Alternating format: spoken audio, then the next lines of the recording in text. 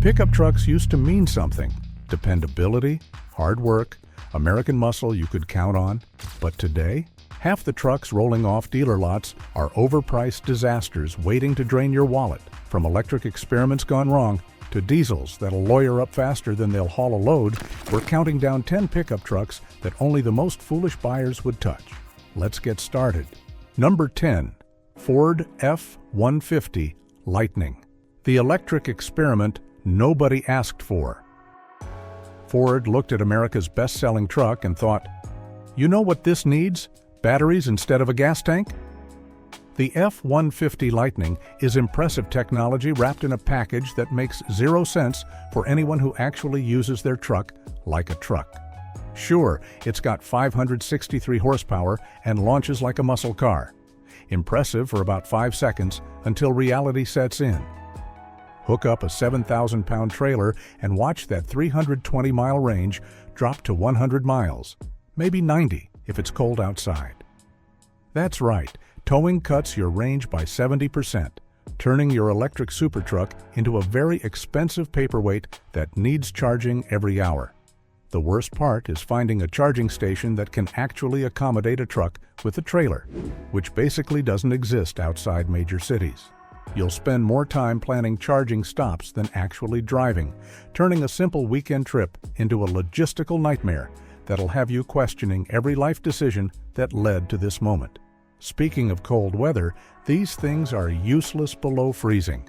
Battery range drops 40% when the temperature hits 20 degrees, which is fantastic news if you live anywhere north of Tennessee. And good luck finding a charging station that can accommodate a truck with a trailer attached. You'll be unhooking, repositioning, wasting an hour of your life while diesel guys blow past you laughing. The Lightning starts at $62,000, about $15,000 more than a gas-powered F-150 that'll actually get the job done. Ford's charging infrastructure promises are about as reliable as a politician's campaign pledges, leaving early adopters stranded at underpowered stations or broken chargers that haven't worked in months.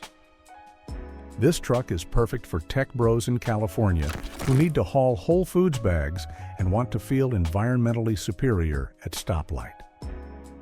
For everyone else doing real work, it's an expensive joke that'll leave you stranded.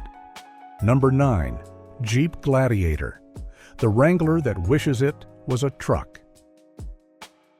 Jeep took their iconic Wrangler, welded a pickup bed to the back, and somehow created something that fails at being both a Jeep and a truck. The Gladiator is an identity crisis on wheels that rides like a covered wagon on a gravel road, tows like it's scared of the trailer, and costs more than trucks that actually work for a living. That legendary Wrangler off-road capability? It's still there, but you paid $10,000 extra for a truck bed that's 5 feet long and about as useful as a screen door on a submarine. The removable top is cool until you realize storing those panels requires a 2-car garage you probably don't have, and reinstalling them in the rain is an exercise in creative cursing. Jeep owners will defend this thing to the death, but deep down they know they bought a compromise that excels at nothing except looking different in the Home Depot parking lot. The 3.6-liter V6 makes 285 horsepower, which sounds adequate until you realize this thing weighs 5,300 pounds. Fuel economy is an embarrassing 16 city, 23 highway, worse than a full-size Ram 1500. The ride quality is punishing because it's still a Wrangler underneath, meaning solid axles front and rear that'll rattle your fillings loose on anything rougher than fresh asphalt. Towing capacity maxes out at 7,700 pounds, less than a Toyota Tacoma, and the short wheelbase makes towing anything an adventure in trailer sway.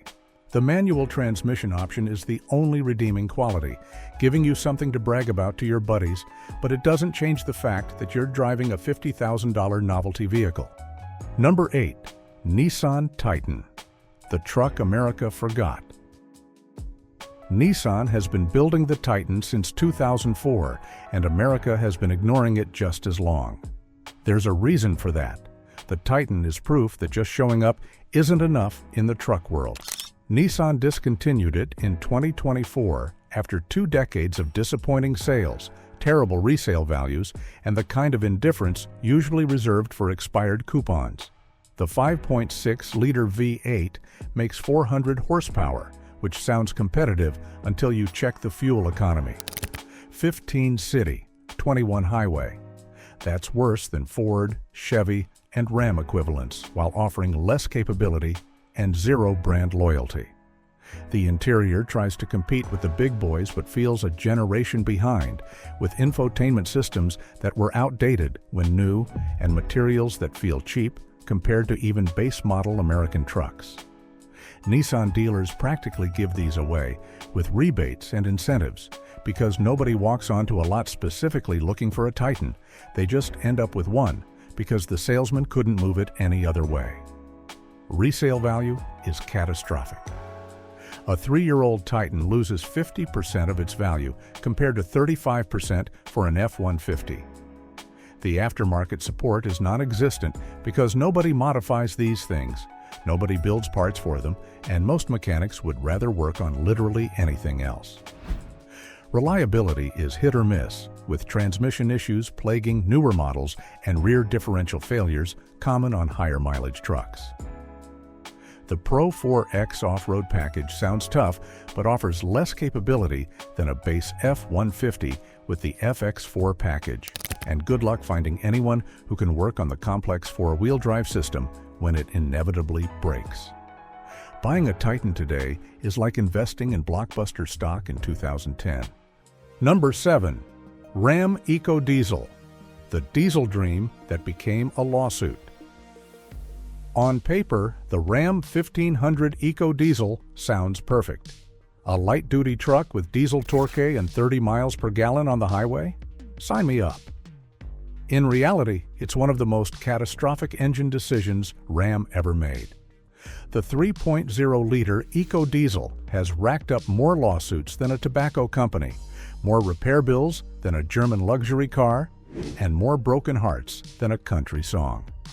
We're talking about engine failures at 60,000 miles, emission system nightmares that cost $10,000 to fix, and a class-action lawsuit that should have been a billboard-sized warning sign. Ram owners thought they were getting the best of both worlds with truck capability and diesel efficiency. Instead, they got a ticking time bomb that grenades right when you finally paid off enough to feel good about the purchase. The forums are filled with horror stories of owners on their second or third engine replacement, all covered reluctantly by Ram after lawyers got involved, which really inspires confidence in your $60,000 investment. The EGR system clogs like a cholesterol-filled artery, requiring constant expensive cleaning. The emissions equipment fails so regularly that dealerships know the repair procedure by heart. When the engine grenades, and it will, you're looking at $15,000 for a replacement. Ram's solution? Settle lawsuits and hope people forget. Fuel economy rarely hits the advertised numbers because the emission system regenerates constantly, burning extra fuel to clean itself, turning that promised 30 miles per gallon highway into a disappointing 22 if you're lucky. The DEF system is another nightmare, with sensors failing constantly and leaving you stranded in limp mode, unable to exceed 55 miles per hour until you spend another $800 at the dealer for a part that costs $60 online but requires dealer programming to install. If you want a diesel truck, buy a Ram 2500 with the legendary Cummins inline-6 or a Silverado with the Duramax. Both will run 300,000 miles without drama. Number 6. Chevrolet Colorado, 2015 to 2022. The transmission time bomb. GM's mid-size comeback truck had so much potential. Good looks, capable engines, decent pricing. Then you drive it, and the transmission tries to shake itself apart. The 8-speed automatic in these Colorados is legendary for all the wrong reasons. We're talking violent torque converter shudder that feels like driving over rumble strips at 40 miles per hour. Harsh, clunky shifts that make you think something's broken. And the worst part? GM knew about it, issued technical service bulletins, and kept selling them anyway. Owners report the shudder starting as early as 15,000 miles, right when the new truck smell fades and reality sets in that you just financed a $35,000 problem that GM refuses to acknowledge as a defect. The forums are filled with desperate owners trying fluid changes, software updates, and voodoo rituals to make the shaking stop. But the only real fix involves opening your wallet wider than you opened it for the truck itself. The fix involves replacing the torque converter, flushing the transmission, and updating software, costing $3,000 to $5,000 that GM usually won't cover after warranty expires. The 3.6-liter V6 is adequate with 308 horsepower, but fuel economy is mediocre at 17 city, 25 highway, barely better than a full-size truck.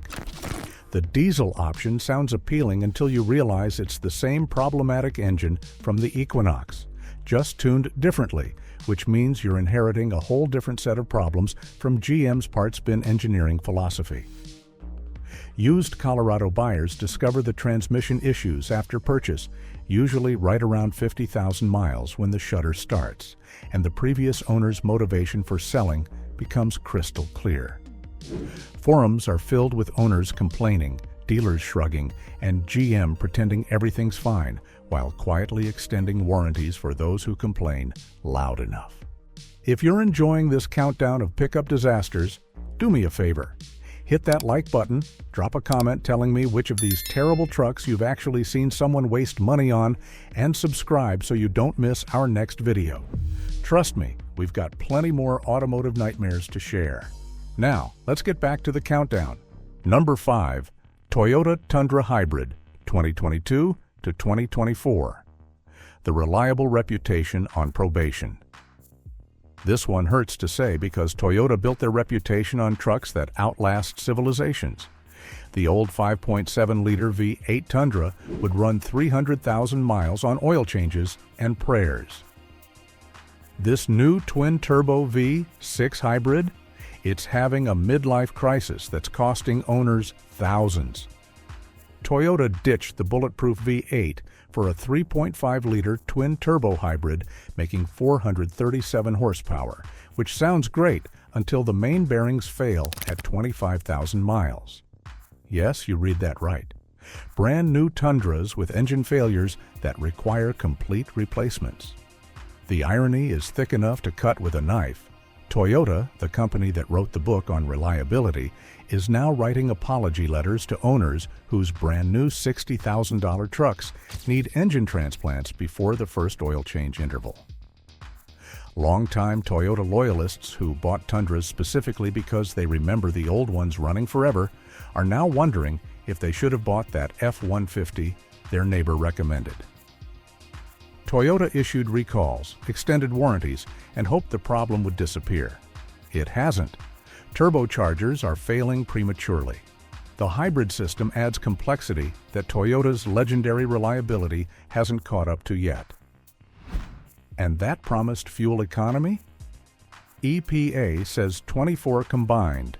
Real-world numbers are closer to 18, barely better than the old V8, and way worse than the diesel competition, making you wonder what exactly you gained besides a complicated powertrain that your local mechanic is afraid to touch.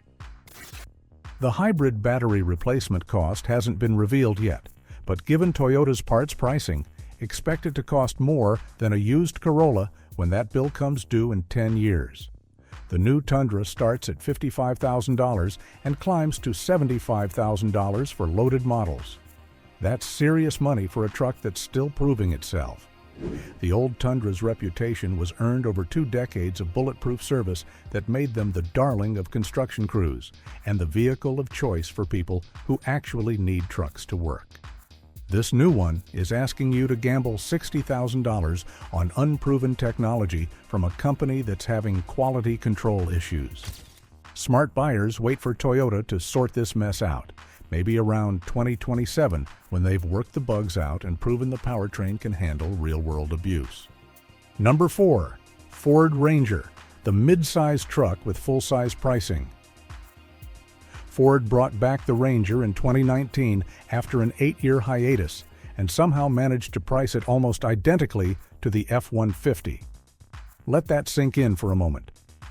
The Ranger starts around $35,000 and a well-equipped model hits $50,000. Know what else costs $50,000? An F-150 with a bigger bed, more power, better towing, and actual resale value. The Ranger comes with a 2.3-liter turbo 4-cylinder, making 270 horsepower, which is adequate for a mid-size truck, but feels strained when towing the maximum 7,500 pounds. The engine sounds like it's working overtime at highway speeds with a trailer, that turbo whistling and wheezing like it's begging for mercy, while the 10-speed automatic hunts for the right gear like a lost tourist looking for directions. You're paying premium prices for a truck that feels like it's constantly struggling to justify its own existence, especially when you park next to an F-150 and realize you paid basically the same money for significantly less truck. Fuel economy is disappointing at 21 city, 26 highway, barely better than an F-150 EcoBoost, and sometimes worse depending on how you drive. The bed is 5 feet long in Super Crew models, which means you can't fit a sheet of plywood flat without the tailgate down. The interior is nice, but it's basically F-150 parts rearranged in a smaller package, so why not just buy the F-150? Resale value is okay, but nothing compared to a Tacoma, which holds value like gold bullion and will still be worth 60% of its purchase price when the Ranger's down to 40%. The Raptor version costs $60,000, which is absolutely insane for a midsize truck, no matter how many Fox shocks and fender flares Ford bolts to it. The Ranger makes sense if you absolutely need a smaller truck for tight parking or narrow trails, or if you live in a city where an F-150 won't fit in your apartment's parking garage. Number 3. Chevrolet Silverado 1500 4-cylinder turbo. The engine that shouldn't exist.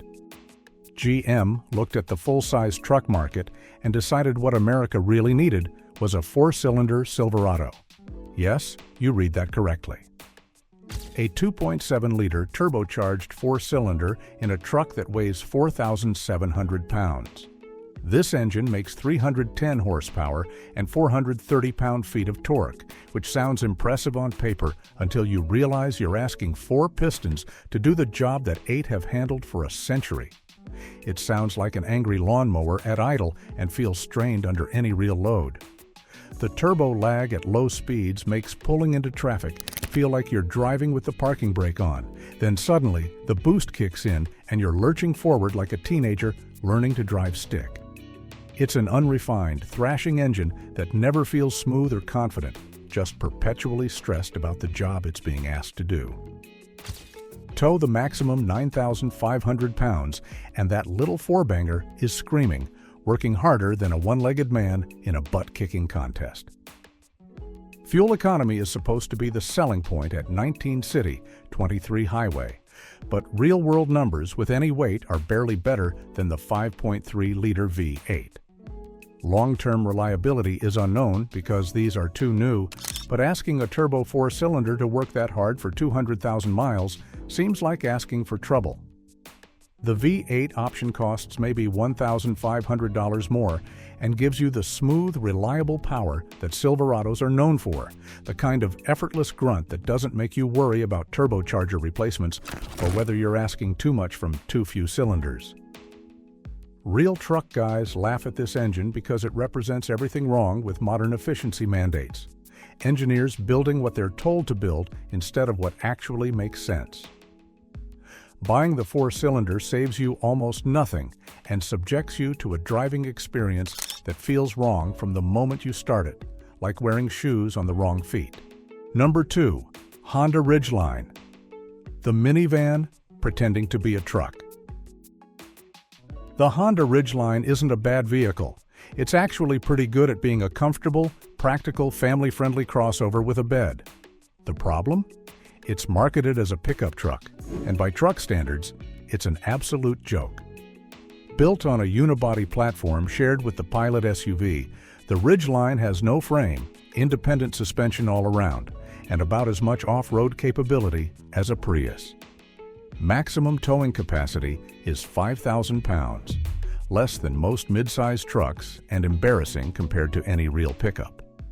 Pull up to a job site with a ridgeline and watch grown men struggle to contain their laughter as you park next to actual trucks that could tow your Honda home if it broke down. The worst part is, ridgeline owners genuinely believe they bought a truck, defending their purchase with the same passion people defend their favorite sports team, except their team loses every game and they're the only ones who don't see it. The 3.5-liter V6 makes 280 horsepower, adequate for suburban duties, but nothing to write home about. Fuel economy is 18 city, 24 highway, barely better than a real truck with twice the capability. The bed is 5 feet long with a bizarre dual-action tailgate that folds down or swings open like a door, solving a problem nobody complained about. The in-bed trunk is clever for storing tools, or in the ridgeline owner's case, groceries and soccer equipment that they're too embarrassed to carry in the Pilot they should have bought instead. The ridgeline rides nice, handles well, and is more reliable than most trucks, making it perfect for people who need a Pilot but want to pretend they're rugged. But calling it a pickup is like calling a Hot Pocket a steak dinner. Number 1. Any lifted mall crawler on 24-inch wheels. The $80,000 grocery getter. We've reached the absolute worst decision in the pickup truck world. Not a specific model, but a plague that's infected truck culture like a virus. We're talking about the pristine, lifted, chrome-wrapped, 24-inch wheeled monstrosities that have never seen dirt, never towed anything heavier than a jet ski, and exist solely to announce their owner's insecurity to everyone at Target. These trucks start life as perfectly capable F-250S or Silverado 2500 HDS, then get destroyed with $40,000 worth of modifications that make them worse at everything. The owner convinces himself he's building something special, something unique, while his wife quietly does the math on how many mortgage payments just got converted into chrome wheels that'll be curb-rashed within 6 months. Every modification makes the truck objectively worse at being a truck, but better at getting Instagram likes from other people with poor financial judgment, which apparently is the new measure of success in truck culture. The lift kit ruins the suspension geometry, creating death wobble and wandering steering that makes highway driving feel like piloting a boat in a storm. Those 24-inch wheels with rubber band tires destroy ride quality, making every pothole feel like a landmine and cost $600 each to replace when you inevitably bend one on a curb. The giant aggressive tires kill fuel economy, dropping you from 15 miles per gallon to 10 if you're lucky, meaning you're spending $150 every time you fill up the 36-gallon tank. The lifted height makes towing dangerous because your trailer sits nose down like a seesaw, and loading anything in the bed requires a stepladder or the gymnastic skills of a Cirque du Soleil performer just to reach your toolbox. There you have it, folks. 10 pickup trucks that'll empty your wallet faster than a divorce lawyer. From electric experiments to diesel disasters, lifted mall crawlers to 4-cylinder mistakes, these are the trucks that prove not every idea deserves production. Hit that subscribe button so you don't miss our next video, and check out the next one on your screen. Remember, a good truck should work hard and last long, not leave you broke and broken down.